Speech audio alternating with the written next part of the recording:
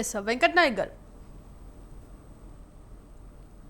మరి ముఖ్యంగా ఇవాళ ఆ స్పాన్సర్స్ నుంచి అప్పటి అధికార బీఆర్ఎస్కు పెద్ద ఎత్తున ఆ ముడుపులు అందాయి. మరి అప్పుడు అవినీతి పరంగా ఇప్పుడు ఇండియన్ ఓవర్సీస్ బ్యాంక్ ద్వారా ఈ మొత్తం ఎలక్టోరల్ బాండ్స్ రూపంలో బీఆర్ఎస్కు ఆ మొత్తం అవినీతి డబ్బు మొత్తం ట్రాన్స్ఫర్ అయింది అని చెప్తున్నారు. మరి ఇప్పుడేమో ఇది ఒక లొట్ట పీసు కేసు, ఏం చేస్తారో చేసుకోండి, ఎన్ని కేసులు పెట్టినా మేము భయపడేది లేదు అంటూ కూడా ఇప్పుడు మాట మార్చిన పరిస్థితి కనిపిస్తోంది. మరి ప్రభుత్వం ఏ విధంగా ముందుకు వెళ్తుంది అని అంటారు. మరి ఏసీబీ రిపోర్ట్లో ఏ అంశాలు ఉన్నాయనుకోవచ్చు?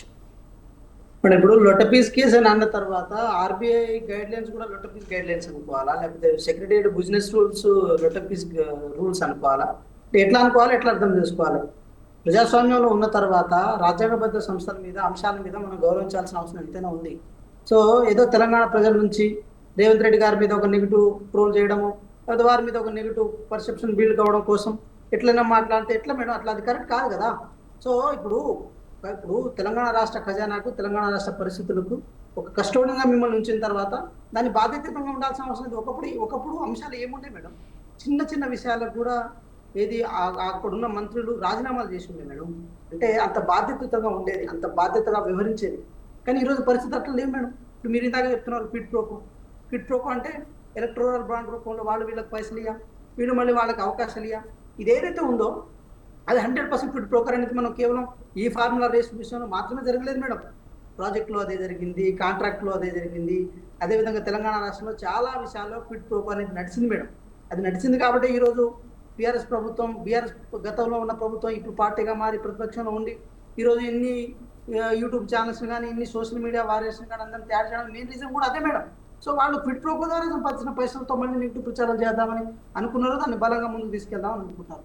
కానీ మేము ఒకటే అడుగుతున్నాం మేడం, ఈ కార్ రేసులో, ఈ ఫార్ములా రేసులో ఆ రోజు ఏదైతే రేస్ జరుగుతుంది, ఇప్పుడు మీరు విజువల్స్ చూపించినప్పుడు కేటీఆర్ గారు అక్కడే ఉంటారు, మొత్తం సెలబ్రిటీస్లు ఉంటారు, సినిమా ఫీల్డ్లో ఉన్న పెద్ద పెద్ద మనుషులు ఉంటారు, వాళ్ళందరూ ఒక స్టేజ్ మీద ఉంటారు. ఒక్కొక్కరు దాదాపు 1200 నుంచి 1500, దాదాపు 2000, 3000 వరకు టికెట్లు ఉంటాయి. అంతా క్లెయిమ్ చేసుకోవడం, ఎలక్షన్ ఓరియంటేషన్ భాగంగా దాన్ని వారు నేను నిర్వహించిన, నేను గొప్పగా చేసిన అని చెప్పి చెప్పుకోవడం. తీరాది అవినీతి జరిగినప్పుడు, లేకపోతే ఇబ్బంది జరిగినప్పుడు ఇక్కడున్న గవర్నమెంట్ వారి పీకల మీద ఏదో ఇది మీ నేరం పూర్తి చరిత్ర అని చెప్పినప్పుడు అప్పుడు ఇది నాకు సంబంధం లేని వ్యవహారం, ఇది అధికారులు చేసినట్టు నేను చేస్తా అని చెప్పి బుకాయించుకోవడం ఏదైతే ఉందో అది వాళ్ళు ఏదైతే నేర్చుకున్న విద్య. అది హరీష్ రావు గారు అదే చేసిరు, కేసీఆర్ గారు అదే చేసిరు, నదులను నడక నేర్పిన అన్నారు. అదేవిధంగా ఇది నదులను నడక నేర్పడంతో పాటు ఇది గోదావరి జలాలను తెలంగాణ రాష్ట్రం సస్యశామలు చేసినా అన్నారు. తీరా కాళేశ్వరం ప్రాజెక్టు కుంగేసరికి అది నాకు సంబంధం లేదు, అది అధికారుల సంబంధం అంటున్నారు. అంటే గొప్పలకు మీరు పోవాలి, మీరు చేసిన పాపాలు మాత్రం అధికారులు భరించాలని ఏదైతే ఉందో ఇది ఎంతవరకు కరెక్ట్ కాదు. డెమోక్రసీ సిస్టమే కాదు మేడం, ఏది ఎగ్జిక్యూటివ్ సిస్టమ్ని కూడా డిమాలిష్ చేసినట్టయితే ఈరోజు ఎగ్జిక్యూటివ్ సిస్టమ్ మీద ఒక విలువ లేదు మేడం. ఎంతోమంది అధికారులు ఈరోజు 100 కోట్లు వాళ్ళ ఇంట్లో దొరుకుతున్నప్పుడు ఆటోమేటిక్గా ప్రజల్లో కూడా ఒక నమ్మకం అనేది చల్లకిందుతుంది. కాబట్టి ఒక్కటైతే ప్రధానంగా అర్థం చేసుకోవాల్సిన అవసరం ఉంటుంది, మీ చేతికి తాళాలు ఇవ్వడం ఏదైతే ఉందో మీ ఇంటికి యజమానిగా తాళాలు ఇచ్చినట్టు ఉండాలి, కానీ దొంగ చేతికి తాళాలు ఇచ్చినట్టు ఉండదు. అట్లా మీరు ప్రవర్తించరు, తెలంగాణ ప్రజలు గ్రహించరు కాబట్టి ఈరోజు మీ పరిస్థితి ఎట్లయింది. రేపు ఏసీబీ రాష్ట్ర ప్రభుత్వానికి ఇచ్చిన నివేదికలో కూడా 100% వీళ్ళు చేసిన అవినీతి వ్యవహారం ఏదైతే ఉందో, వీళ్ళు చేసిన ఇదైతే ఉందో తప్పకుండా బయటపడుతుంది. కేటీఆర్ గారు ఒకటి అనిపిస్తుంది ఏంటంటే, మేము అనుకుంటున్నాము లక్షల ఎకరాల భూములను కొల్లగొట్టిన తర్వాత దేవాలయ భూములు కానీ, అసైన్మెంట్ భూములు కానీ, లేకపోతే భూదాన భూములు కానీ ఇవన్నిటినీ ఏది ధరణి పేరుతో కొల్లగొట్టిన తర్వాత, అదేవిధంగా ప్రాజెక్టుల పేరుతో 1000 కోట్లు సంపాదించుకున్న తర్వాత ఈ చిన్న అమౌంట్లో నన్ను ఎందుకు ఇచ్చిరని చెప్పి వాళ్ళకి ఒక డౌట్ రావచ్చు, వాళ్ళకి ఈ విషయంలో ఇబ్బంది అయి ఉండొచ్చు. అరే నా రేంజ్లో కనీసం ఒక 10,000 కోట్ల కేసులో ఇరికేయాలి, లేకపోతే కనీసం ఒక 20,000 కోట్లు ఇరికేయాలి. కానీ మరీ చిన్న కేసు దాదాపు 50 కోట్లు 60 కోట్లు నన్ను ఇరికిస్తే నా విలువ ఎంత అని చెప్పి వాళ్ళు అనిపించుండొచ్చు కాక. కానీ తెలంగాణ రాష్ట్రంలో నిన్నగా చెప్పిన కదా మేడం, ₹1,00,000 కూడా తెలంగాణ రాష్ట్ర ఖజానాలో ₹1,00,000 కూడా చాలా బాధ్యతగా ఉండాలి, విలువగా ఉండాలి అన్నది. మొన్న మీరు చూడండి 16 ఫినాన్స్ కమిషన్ ఎవరైతే చైర్మన్ ఉన్నారో అరవింద్ పనగరే గారు, వాడు తెలంగాణ రాష్ట్రానికి వచ్చినప్పుడు చాలా క్లిష్టంగా సూచన ఇచ్చి ఉండే, తెలంగాణ రాష్ట్రంలో సెక్రటరియట్ నుంచి కానీ లేకపోతే ఏ సంస్థ నుంచి అయినా ₹1 బదలాయింపులు జరిగితే చాలా పద్ధతిగా బదలాయించండి, చాలా విజన్తో బదలాయించండి, ఖర్చులు అడ్డగోలుగా. వెంకట్ నాయక్ గారు ఒక్క నిమిషం. వెంకట్ నాయక్ గారు, మరి ఏదైతే కాళేశ్వరం ప్రాజెక్టుకి సంబంధించిన విషయంలో కూడా విచారణ జరిగింది, మరి అవినీతి జరిగిందంటూ కూడా ఆరోపణలు ఉన్నాయి. ఆ సిబిఐకి ఆ కేసును అప్పగించింది. మరి ఇలా అట్లానే ఈ ఫార్ములా కార్ రేస్ కేసులు కూడా సిబిఐకి అప్పగిస్తోందా? ఏ విధమైన చర్యలు తీసుకుంటుంది అనుకోవచ్చు?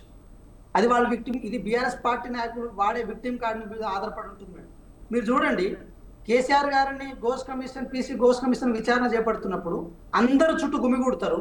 గుమిగూడు హర్షధ్వానాలు, నినాదాలు, ఓ మా కేసీఆర్ గారికి ఇదేంటి అదేంటి అని చెప్పి మొత్తం దాన్ని ఏదో ఆగం చేసే ప్రయత్నం చేస్తారు. వెంటనే హైకోర్టు పోతారు, లేకపోతే వెంటనే సుప్రీంకోర్టు పోతారు. అట్లా అట్లా ఇలా ప్రతి కోర్టులకు పోయి ఎంతసేపటికి తప్పించుకోవాలని మార్గం చూసినప్పుడు మా దగ్గర కూడా ఏ మార్గం ఉంటుంది మేడం? ఇప్పుడు వీళ్ళు చేసే రాజకీయ కుయుక్తులకు ప్రజలు దగ్గర ఎక్కడ పలసన పడిపోతామని మేము కూడా వాళ్ళ పాపాలు ఏదో సిబిఐ దగ్గర ఉంచితే అయిపోతుందని మేము అనుకుంటాం. ఇదే జరిగే ప్రక్రియ. అదే ఈ కార్ ఫార్ములా రేస్లో కూడా ఇదే జరుగుతుంది. ఒకటి మేము 100% నమ్ముతున్నాం ఏంటంటే కాళేశ్వరం ప్రాజెక్టులో 200% అవినీతి జరిగింది మేడం. 200% అధికారులు దొరికిర్రు. విజిలెంట్ అండ్ ఎన్ఫోర్స్మెంట్ కానీ, లేకపోతే క్యాగ్ కానీ, ఎన్డీఎస్ఏ కానీ అన్ని రిపోర్ట్లో చాలా క్రిస్టల్ క్లియర్ కనపడ్డాయి. లోపాలు ఉన్నాయి, పాపాలు జరిగినాయి. ఆ పాపాలని ఈ జన్మలో కడుక్కోవాలని చెప్పిన తర్వాతనే ఈ నిర్ణయానికి వచ్చింది. రేపు ఈ కార్ రేస్ విషయంలో కూడా ఇది లొట్టపీస్ కేసు, మీరు నన్ను అన్యాయంగా ఇరికిస్తున్నారు, రాజకీయ దురుద్దేశం ఉంటారు. మేమేమంటాం అప్పుడు? మాకు రాజకీయ దురుద్దేశం మీ మీద లేదయ్యా, మీరు ఎప్పుడో మీ పని అయిపోయింది, సరే మీరు అట్లా భావిస్తే మాత్రం సిబిఐకి అప్పగిస్తామని చెప్పి మేము చెప్తాం. అంటే ఒక మాట మేడం, ప్రజల పైసలకు జవాబుదారిగా ఉండడం విషయంలో మేము ఎంత దూరమైనా పోతాం. వదిలే ప్రసక్తే లేదు, వదలాల్సిన అవసరమే లేదు. ఎందుకంటే మేడం మేము ఒకటే చెప్తున్నాం, కాంగ్రెస్ పార్టీ స్టాండ్ చాలా క్రిస్టల్ క్లియర్గా ఏముందంటే, కవిత గారు వాళ్ళ కుటుంబంలో జరిగిన వ్యవహారాలను బయట ఎక్కడ చెప్పినా కూడా దాన్ని రాజకీయంగా మేము ఎక్కడ వాడుకోలేదు, దాన్ని రాజకీయంగా ఎక్కడ మేము క్లెయిమ్ చేసుకోలేదు. కేవలం వాళ్ళ కుటుంబంలో అవినీతి జరిగినా ఏది జరిగినా వాళ్ళ ఆస్తి పంపకాల మీద జరుగుతున్న వ్యవహారం కాదు మేడం. లేకపోతే వాళ్ళు కష్టపడి సంపాదించిన వారసత్వం వచ్చిన ఆస్తి పంపకాల మీద కాదు మేడం. తెలంగాణ రాష్ట్ర ప్రజల సొమ్ము, తెలంగాణ రాష్ట్ర ప్రజల కష్టార్జితం, కొట్లాడి సాధించుకున్న తెలంగాణ, ఏ నీళ్లు, ఏ నిధులు, ఏ నియామకాల కోసం తెలంగాణ కొట్లాడి సాధించుకున్నారో అందులో భాగంగా వాళ్ళు సంపాదించుకున్న ఏదైతే ఆర్థిక స్వావలంబన ఉందో అది తెలంగాణ రాష్ట్ర కష్టార్జితం అని చెప్పి మేము కస్టోడియన్ నిలబెడుతున్నాం మేడం. ఇది మా బాధ్యత. అయినా సరే దీన్ని రాంగ్ వేలో తీసుకెళ్తారు. రేపు ఈ కార్యక్రమం కూడా ఇదే జరుగుతుంది. మీరు దీన్ని పెద్దగా ఆశ్చర్యపడాల్సిన అవసరం లేదు. అదే జరిగినప్పుడు 100% మేము అదే క్యాగ్ ఇవ్వాలా, లేకపోతే ఈడీకి ఇవ్వాలా, లేకపోతే ఇంకా కొన్ని సంస్థలకు ఇవ్వాలని చెప్పి మేము 100% నిర్ణయం తీసుకుంటాం. కానీ తీసుకున్నప్పుడు మాత్రం ఒకటైతే స్పష్టంగా చేసే ప్రయత్నం చేస్తున్నాం మేడం. మా చేతికి చిక్కినా కూడా శిక్షలో ఏదో కింద పైన ఏదో ఉండొచ్చు, కానీ కింద పైన ఉండడం అంటే వాళ్ళని ఎక్స్క్యూజ్ చేయడం కాదు మేడం. కనీసం వాళ్ళ శిక్షలో మేము ఎక్కడ ఒక లిబరల్ థాట్స్ ఉంటాం. కానీ సిబిఐకి పోయిన తర్వాత అటు ఇటు రాష్ట్ర ప్రభుత్వం, అటు సిబిఐ, ఈ రెండింటి మధ్య చాలా టార్చర్ ఫేస్ చేయాల్సిన అవసరం ఉంటుంది. తెలంగాణ ప్రజల నువ్వు మోసం చేసినందుకు దాన్ని ఒక పాపంగా వాళ్ళు భావించాల్సిన అవసరం ఉంటుంది. కాబట్టి తెలంగాణ ప్రజల మీరు కూడా గ్రహించాలి. ఈ వేదికగా, స్వతంత్ర టీవీ వేదికగా మేము కూడా ఒకటే కోరుకుంటాం ఏంటంటే, తెలంగాణ ప్రజల సొమ్మును తిన్న తర్వాత కూడా మళ్ళీ మిమ్మల్ని మోసం చేద్దామని చెప్పి వీళ్ళు అనుకుంటున్నారు. వీళ్ళు ఎన్ని జిత్తుల మారి వేషాలు ఇచ్చినా కూడా తెలంగాణ ప్రజలు గ్రహించాలి.